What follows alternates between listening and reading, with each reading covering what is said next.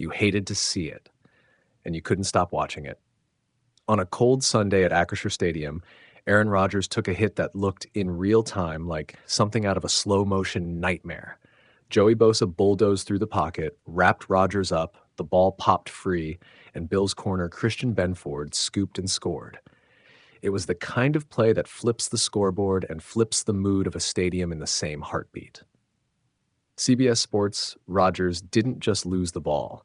He left the field briefly with a bleeding cut across the bridge of his nose.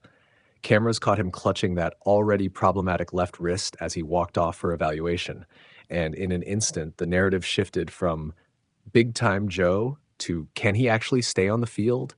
The visual was ugly. Blood on his face, the hand he throws with protected by a brace, the 41-year-old looking every bit like a guy trying to will his body through pain. WRL News Mason Rudolph checked in while medical staff worked on Rodgers, and the snap sequence looked like a microcosm of the Steelers' season. Messy, costly, momentum sapping. Rudolph's first series ended with an interception. Benford, who already had the strip sack TD, nabbed the pick as well. The Bills turned a tight game into one with clear control in a matter of 2 possessions. That swing, turnover, scoop and score, turnover again, is exactly what separates playoff teams from pretenders. CBS Sports, let's be careful about one thing. Rodgers is not invulnerable. He's been playing through a left wrist fracture for weeks already, a fact that's been publicly known and widely discussed. But now questions are piling on. How many fractures? How much blood on the bridge of the nose tells you about the risk of playing? Reports surfaced not long after the game, suggesting the injury might be worse than initially disclosed. Some outlets speculated there could be multiple fractures in that wrist, and that fueled an avalanche of concern among Steelers fans.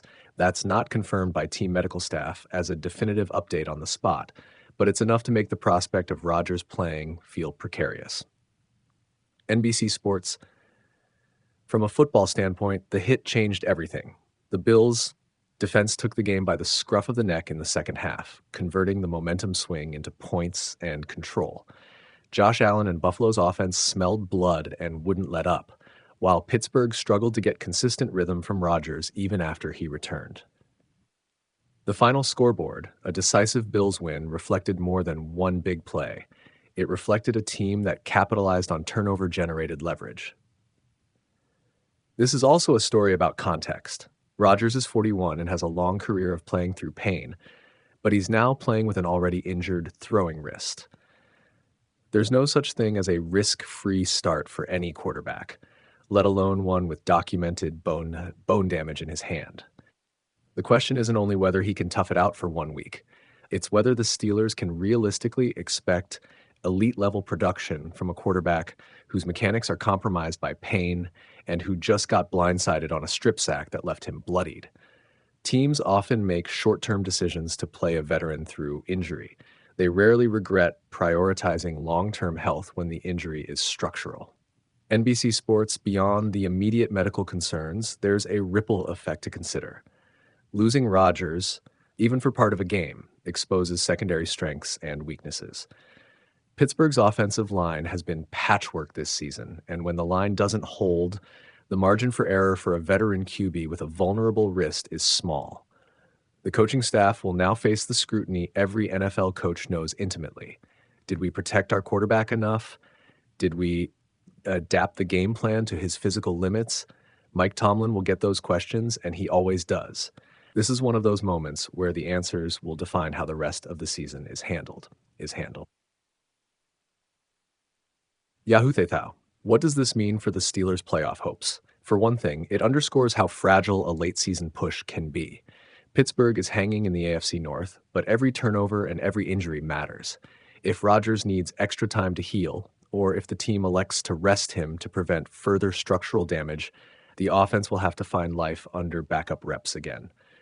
That's a heavy ask. Backup QBs can win games, but in today's pass-happy NFL and with the Steelers roster as constructed, the calculus favors having an elite starter healthy and on the field. TheScore.com. And then there's the human element. Rodgers is someone who's built his brand on competitiveness and resilience. He's the guy who will try to gut out the return and say the right, heartening things in the locker room. But football is also a team sport with career-long trade-offs. Fans want him back. The medical team wants him whole.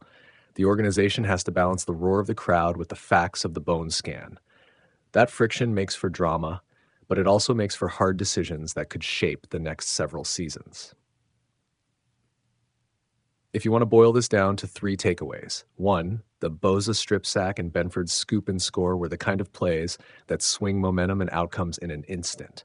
CBS Sports 2, Rodgers' bloody exit combined with a pre-existing wrist fracture raises real doubts about his ability to function as an elite starter week to week. WRL News.